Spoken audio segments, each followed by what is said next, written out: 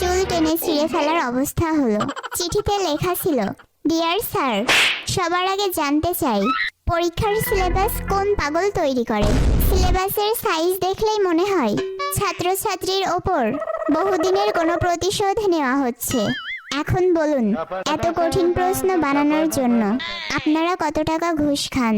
প্রশ্ন দেখলেই heart attack চলে আসে। ঘুষ খান, প্রতিশোধ নেন, সব মানলাম, কিন্তু পরীক্ষার খাতাটা তো একটু দয়া মায়ের সাথে দেখতে পারেন। আপনারা আপনাদের বউয়ের সাথে ঝগড়া করে খাতা দেখতে বসেন, তারপর আমাদের খাতার ওপর দিয়ে টর্নেডো সাইক্লোন সব একসাথে বয়ে যায়। আপনারা শিক্ষিত লোক, এভাবে বিবেকহীনদের মতো কাজ করে আমাদের জীবন ধ্বংস করে দিবেন না। আশা করি আপনি একটু হলেও আমাদের দুঃখটা বুঝবেন। ইতি আপনার একান্ত বাধ্যগত ছাত্রী। কি মিয়া, আমারে পাগল পাইছেন? নিজের নাম লেখা বাস খায় আর কি।